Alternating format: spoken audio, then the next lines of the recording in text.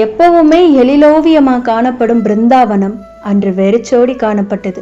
அத்தனை அரக்கர்கள் வந்து அச்சுறுத்தியும் எதுக்குமே அசராத மக்கள் அன்னைக்கு மீளா துயரத்துல ஆட்கொள்ளப்பட்டிருந்தாங்க. காரணம் கண்ணன். மதுரா செல்லும் நேரம் நெருங்கிவிட்டது. பிருந்தாவனவாசிகள் ஒவ்வொருவருக்கும் செல்லப்பிள்ளை அல்லவா அவன். தங்களோட செல்லப்பிள்ளைக்கு விடை கொடுத்து வழி அனுப்ப இதய பாரத்துடன் இதோ நிக்கிறாங்க அவன் முன்பு. விழிகளில் வழிகளை சுமந்து வாய் பேச முடியா அக்ரிணை உயிர்களும் அவங்களுக்குள்ள அடக்கம்.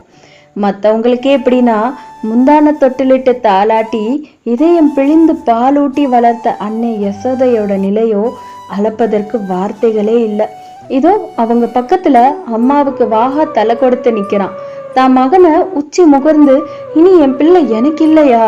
மனதோடு உரையாடியவர் தாய்மைக்கே உரிய கலக்கத்துடன் 1000 பத்திரம் சொல்லி, சென்று வா மாதவா, உன்னை பெற்றவர்களை அந்த துயர சிறையிலிருந்து மீட்டு வெற்றி வாகை சூடிவா மகனே. மனமுவந்து வாய்மொழிய வழி அனுப்பி வைத்தார். தாய்மையின் கலக்கம் அதை கண்டு கொள்ளாதவனா கண்ணன் தம் வார்த்தையால மாயம் செய்து அவர் கலக்கம் தீர்த்து விடை பெறும் நேரம் விழிகள் அலைப்புற யாரையோ தேடுறான். அவன் தேடிய நபரோ அங்க இல்ல. பெரும் ஏமாற்றத்தோட தம் பயணம் அதை மேற்கொள்ள மதுரா நோக்கி ரதத்தை செலுத்துறான். யமுனா ஆத்தங்கரையை கடக்கையில ஏதோ உந்துதலால ரதத்தை நிறுத்திய மாதவன் செவிகள்ல கண்ணா என கோதையின் குரல் பரிதவிப்புடன் கேட்கிறது.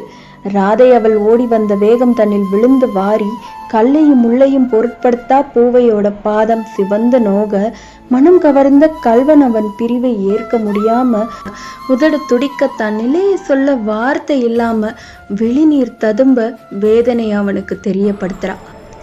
கன்றின் பசி உணர்ந்த தாயாய் மாயக்கண்ணன் கரம் விரித்த மயில் கொள்ளும் புன்னகையோடு வாவென்று அழைக்கிறான் விழிகளாலேயே. அடுத்த நொடி மான்குட்டியாய் துள்ளிக்கொண்டு மாயக்கண்ணனின் மாரில் முட்டி அவன் நெஞ்சமதில் தஞ்சமடைந்து இதழ் திறந்தாள் விம்மிக்கொண்டே. என்னை விட்டு வெகு தூரம் செல்கிறாயா கண்ணா? நீ இன்றி இனி எப்படி நான் இருப்பேன்? கதறலோடு அவள் மொழிய மாயவனோ கோதையின் சிந்திய வெளிநீரை விரல் கொண்டு சுண்டிவிட்டு, காதலின் கண்ணாமூச்சி ஆட்டத்தில் மயங்கி துவளாதே ராதா. இந்த கண்ணனின் வாசமும் சுவாசமும் பூங்கோதையின் நெஞ்சு முழுக்க நிறைந்திருக்க நான் எப்படி தூரம் செல்வேன்? உயிராய் உன்னுடன் இணைந்து விட்ட பிறகு கொண்ட பிறவியின் கடமை அதை மேற்கொள்ள உடல் மட்டுமே உன்னிடமிருந்து தள்ளி செல்கிறது.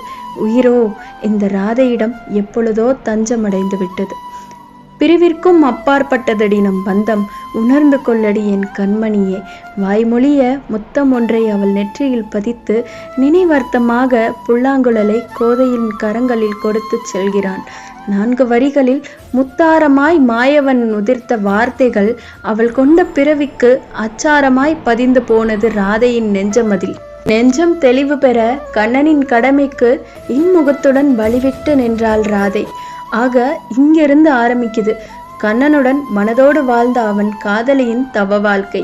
அதே போல சோதனையும் இங்கிருந்து தாங்க ஆரம்பிக்குது பூங்கோதைக்கு.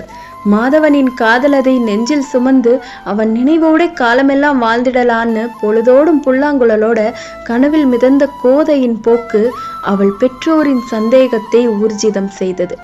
ராதையின் தலையில் பெரும் இடி என இறங்கியது அவளின் திருமண செய்தி. பெற்றவர்களின் வற்புறுத்தலில் தன் காதலை தியாகம் செய்த கண்ணனின் காதலி மாற்றானின் மனைவியாய் மாறிப்போனாள்.